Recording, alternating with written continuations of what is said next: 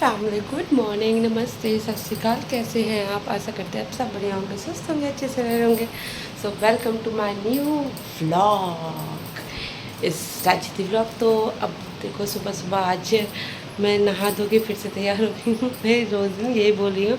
अब मैं सोच रही हूँ कि अगली बार से ये लाइन को चेंज करूँगी कि मैं नहा धो के हो गई हूँ तैयार। तो आज है नवरात्रि का पहला दिन। तो सबसे पहले तो happy Navratri to all of you. आप सभी को मेरे और मेरे पूरे परिवार की तरफ से नवरात्रि की हार्दिक शुभकामनाएं। तो गाइस अभी धीरे इसलिए बोल रहे क्योंकि पतिदेव थोड़ा सा पीछे सो रहे हैं, उनका भी उठने का टाइम हो गया, बस अब वो उठने ही वाले हैं। और मैं सारे अपने घर को साफ़ सुथरा करके अब नहा धो के हो गई हूँ तैयार। और आज का मैंने रील्स पे बहुत ज़्यादा फोकस कर रखा है। और आज से था कि पहले नवरात्रि में ना आपको येलो कलर के ड्रेस पहनने, तो मैंने कहा चलो येलो कलर की ये साड़ी पहन लेते बहुत दिनों के बाद। अब किसी ओकेज़न का वेट करेंगे ना तो यकीन मानो वो ओकेज़न इतना कम आता है कि ना साड़ियाँ रखे रखे पुरानी हो जाती हैं। तो इसलिए मैंने सोचा है कि अब इस 9 दिनों में मैं ढेर सारी अच्छी अच्छी जितनी साड़ियाँ मेरे पास रखी हुई है ना वो सब पहनने वाली हूँ गाइस, क्योंकि कहीं तो जाना होता नहीं है और शादी वादी भी इतनी नहीं पड़ती जब हर शादी में मन करता है कुछ नया पहनने का। इसलिए जो पुरानी साड़ियाँ हैं जो धरी हुई हैं रखे रखे दीमक लग रही है उसको पहनेंगे। और तो बिल्कुल भी लेट नहीं करते क्योंकि देखो 9 सवा 9 बज चुका है और बस अब कलश स्थापना करने चलते हैं। तो आप लोग कैसे क्या क्या करते हो वो कमेंट करके बताना, और मैं जो करूँगी वो सारी चीज़ें आपसे शेयर करूँगी। और ये देखो मैं रात में 2 बजे बैठ के जब वीडियो अपलोड कर रही थी ना, मैं कल थोड़ा सा मार्केट में गई ना तो वीडियो मतलब कि अपलोड करना भूल गई थी, तो वो मैं रात को ही एडिट किया, मैंने तुरंत ही अपलोड किया जिससे कि मैं मतलब मिस ना करूं, जैसा कि मैंने प्रॉमिस किया था कि हर रोज़ एक ब्लॉग डालूंगी ज़रूर चाहे जो भी हो जाए। तो इस वजह से मैंने रात में 1-1:30 बजे उस वीडियोस को डाली, आप देखोगे आज के पहले वाला। तो मैंने ऐसे डाला है, तो उसी समय जब वीडियो अपलोड हो रही थी तो मैंने मेहंदी भी लगा लिया, वही झटपट वाली, तो जिससे कि नवरात्रि में मेरा हाथ सुंदर सुंदर सा दिखे और माँ को जो भी चढ़ाऊँ ना वो माँ खुश हो जाए। तो चलो बिना लेट करे चलते हैं पूजा करने और मिलते हैं पूजा के बाद, क्योंकि वहाँ पे ना पापा बैठे होते हैं योगा कर रहे होते हैं तो अच्छा नहीं लगता यार कैमरा लेके चलना। तो मिलते हैं पूजा के बाद। सो फैमिली रूम के बाद मैं आ गई पहले किचन में। पूजा करने से भी पहले मैंने सोचा चलो पूजा करने के बाद तुरंत मुझे फलाहार बनाना पड़ेगा, तो उसके लिए आलू उबाल लेते हैं। मुझे चूँकि रंग लगाना था कि पहले चलो रंग लगा लेते, फिर मुझे याद आया चलो पहले आलू भी चढ़ा देते हैं। तो जब तक भगवान की कुछ कुछ तैयारियाँ करेंगे ना तब तक वो क्या होगा, आलू उबल चुका होगा। तो जब मुझे बनाना रहेगा तो आलू ठंडा हो चुका रहेगा तो छीलने विलने में फटाफट बन जाएगा। और अभी तो मम्मी ने वैसे बनाया था पापा के लिए नाश्ता वास्ता, तो जूठा हुआ था, फिर किचन साफ़ हो गया था। फिर देखो उधर मैंने रंग लगा लिया और रंग लगाने के बाद आलू धीमे आंच पे चढ़ा दिए। और अब मैं आ गई हूँ अपने पूजा पाठ को करने। तो पूजा पाठ में सबसे ज़रूर पहले हो जाता है कि आप चौकी वौकी मैंने रख दी थी। रूम में थोड़ा सेटअप करने में दिक्कत हो रही थी क्योंकि पहले इस रूम में फ्रिज नहीं था और अब फ्रिज आ गया ना, तो वहाँ पे जो मैं किनारे पूजा करती हूँ वहाँ पे फ्रिज रख दी गई है, तो मुझे ऐसे बीच में करना पड़ा है। और ये रूम में, इस रूम में क्या होता है ना, बच्चे आते हैं, बच्चों की स्टडी जो होती है वो यहीं पे होती है, तो मैंने बड़ा ध्यान रख के रखा है कि अब बच्चों को सिखा भी दिया है। तो फिर मैं चौकी वौकी रखने के बाद सबसे पहले मैं गाय के गोबर से इस तरीके से कलश को गोट रही हूँ। आपने मेरे और भी नवरात्रि के व्लॉग को देखा होगा तो आपको पता होगा, मतलब जिनको नहीं पता है उनको मैं बता दूं कि कहते हैं कि कलश में 5 जगह ही एक मतलब गोबर मतलब कि एक गौर जैसा चिपका ही दो, लेकिन कलश को गोटना ज़रूर चाहिए। आजकल तो वैसे भी इतने सुंदर सुंदर कलश आने लगे हैं कि वैसे ही बहुत प्यारे लगने लगे हैं। वरना और भी पहले जब मेरी मम्मी लोगों का समय होता था, मतलब जब मैं बैचलर थी, तो ऐसे एकदम मिट्टी का होता था, उसी पे हम लोग कलरफुल चावल और गाय के गोबर से गोट के उसमें जौ लगा के इस तरीके से हम लोग कलश को सजाते थे। लेकिन जब से मेरी शादी हुई ना, तो यहाँ पे जब से मैं आई हूँ तब से मैं देखती हूँ यहाँ पे इतना प्यारा प्यारा कलश मतलब कि सजा के देता है। और अब तो हर चीज़ को एक बिज़नेस के तौर पे करने लगते हैं लोग, तो छोटी छोटी चीज़ों में अपना 100% देते हैं और चीज़ों को प्यारा बनाते हैं, उनका भाई पैसे लेते हैं। तो ये चीज़ें अच्छी लगती हैं मुझे। तो इधर देखिए मैंने कलश को पहले गाय के गोबर से गोट दिया है, और गोबर ना बहुत ज़्यादा गीला गीला सा था, तो एकदम सूखा सूखा सा नहीं था, तो एकदम स्ट्रेट नहीं लग पाया, थोड़ा थोड़ा सा इधर उधर फैल गया। और फिर उसके बाद मैं ना एक एक करके जौ लगा रही हूँ पहले, और पूरे में जौ लगा दूँगी कि जब ये धान बन के निकलेगा ना तो इतना सुंदर दिखता है। देखते हैं कि अब की बार माता रानी कितनी खुश होंगी और कैसे मेरा ये जो फसल होती है वो अच्छे से निकल जाती है। तो इधर देखो मैं बस अब कलश स्थापना करने के लिए मैं कुछ चीज़ों को मतलब कि ले रही हूँ। जैसे कि पान का पत्ता है, मैं पान के पत्ते को ले लूँगी, सुपारी है, लौंग है, इलायची है और एक सिक्का है। ये सारी चीज़ें रख के करके 2 पान का पत्ता रख के जय माता दी कह के मैंने रख दिया कलश के अंदर। और फिर उसके बाद थोड़ा सा अक्षर डाला, थोड़ा सा रोली डाला, और गंगा जल तो मैंने डाल दिया था पहले ही, मतलब कि जब मैं इसमें जल भर रही थी ना तभी मैंने गंगा जल डाल दिया था। और फिर उसके बाद थोड़ा सा मैंने डाला फूल, और इस तरीके से मेरी कलश की ना पूरी तैयारी हो गई। और फिर ये देखो इतने सुंदर मैंने पत्ते लाए थे। अभी तो ये पत्ते भी मार्केट से ही मिलने लगे हैं, पहले तो अजीत जाते थे तोड़ के लाते थे वंश के स्कूल से या कहीं से भी, अब तो ये भी मार्केट में मिलने लगा है, तो वहीं से मैं लेके आई हूँ। और देखो मेरी कलश स्थापना होने के लिए बिल्कुल तैयार हो गई है, और देखो मैंने कलश स्थापना कर भी ली है। अब मैं माता रानी का स्नान करा रही हूँ, और फिर उसको मैं एक कपड़े से पोंछ रही हूँ, क्योंकि गीला गीला तो माता रानी को सजा नहीं दूँगी।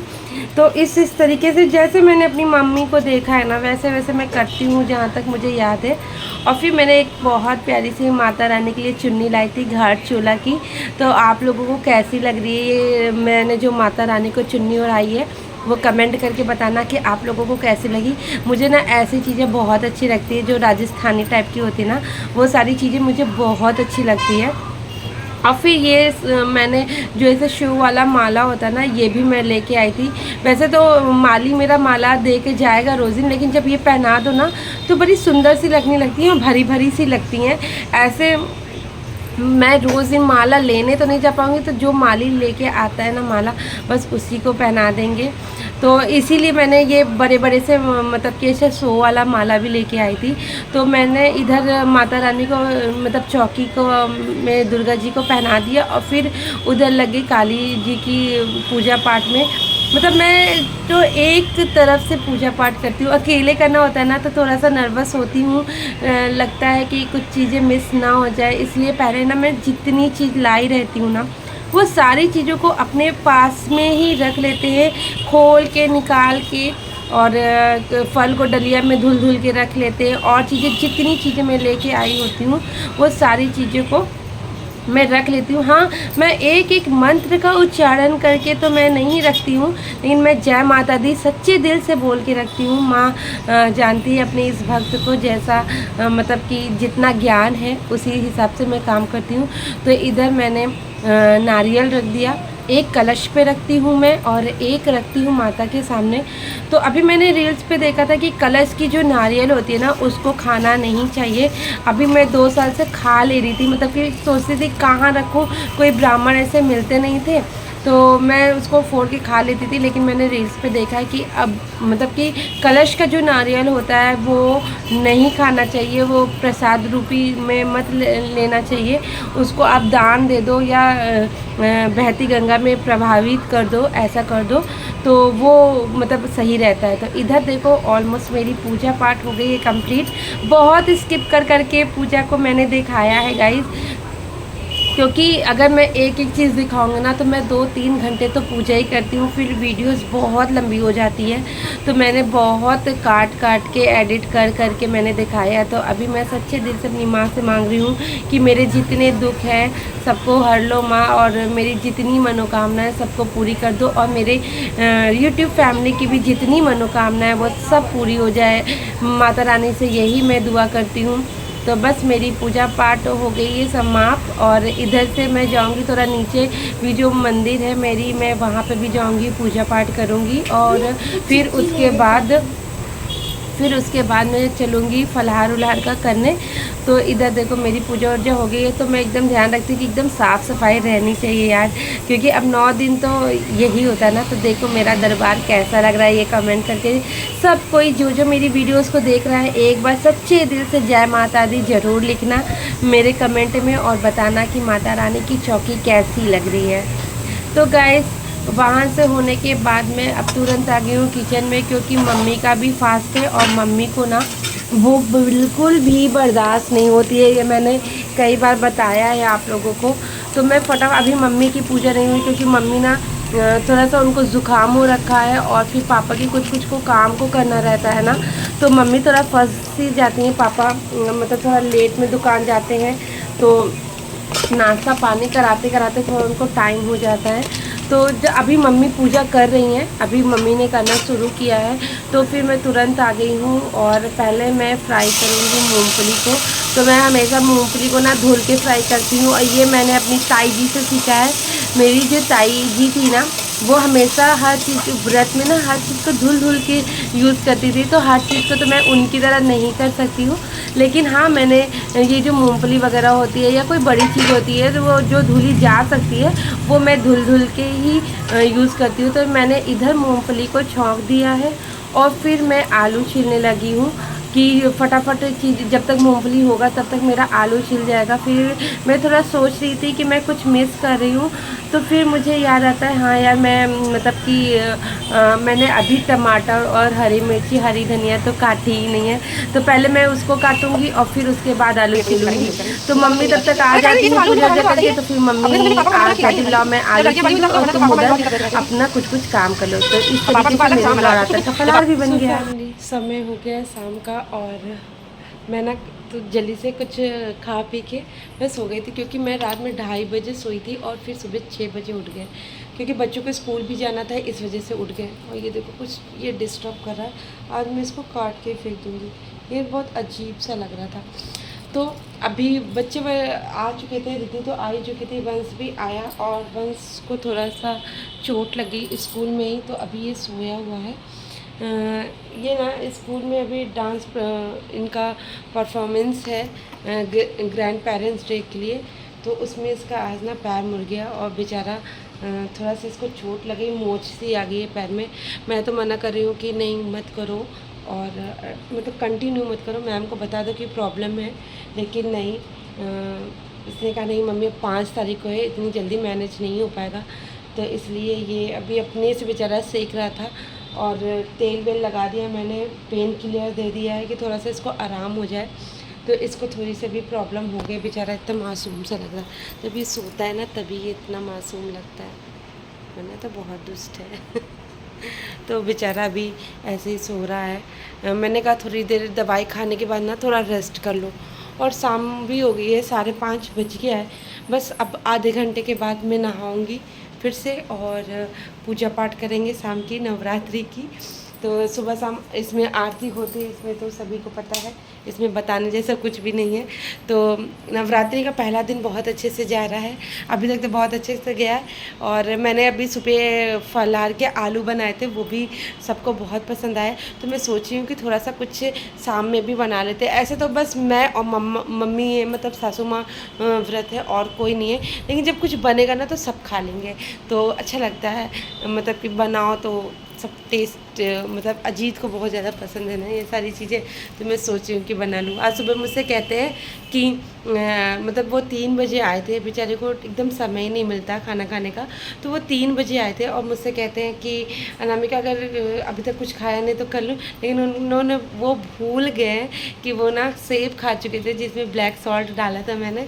तो फिर मैंने कहा नहीं आप खा चुके हो, तो वो व्रत कंटिन्यू नहीं रखे। वो बहुत कम फास्ट रखते हैं, लेकिन ठीक है ना, जिससे जितना हो सके उसको उतना ही करना चाहिए। मैं भी इस चीज़ को एग्री करती हूँ कि हाँ जिससे जो हो सके बस उतना ही करो, उससे ज़्यादा मत करो। जब जो चीज़ निभा नहीं सकते हो ना उसको करो भी मत। तो चलो अभी चलते पूजा पाठ करते हैं, थोड़ी देर में मिलते हैं फिर आपसे। आ जाइए दीदी पूजा करने, ये शाम की माँ की छुट्टी। आराम से बैठो, मजाक नहीं हो रहा यहाँ पे। कितनी सुंदर लग रही है। देखो गाइस मम्मी है क्योंकि जल चल रही है। जय जय भोलेनाथ, मैया काली माता की जय। चलो हम चालीसा पढ़ रहे। मम्मी खड़े हुए कल इधर से बहुत छोटा दिख रहा है। ओम जय सरस्वती माता। सो गाइज ये सब शाम की पूजा का हो रहा है। मैं शाम की पूजा कर रही हूँ और मैंने साड़ी चेंज कर लिया, नहा धो लिया। कुछ पर्सनल रीजंस के बारे में कुछ चीज़ें ऐसी होती है जो ऑन कैमरा बताई नहीं जा सकती है, तो इधर मैंने नहा धो के मैं आ गई हूँ। पूजा मैंने पहले चालीसा पढ़ा और फिर इधर रिद्धि थोड़ा सा मेरा कैमरा को हैंडल कर रही है क्योंकि वंश नहीं था, तो रिद्धि की थोड़ी थोड़ी बदमाशियाँ भी चल रही हैं। और फिर उसके बाद मैंने की है आरती। और उधर देखो मेरी मंदिर कैसी लग रही है ये भी कमेंट करके बताना। मैंने मंदिर को भी फूल वूल धुल के खूब अच्छी से लाइट वाइट सजा ली है। ताली बजाओ रिद्धि।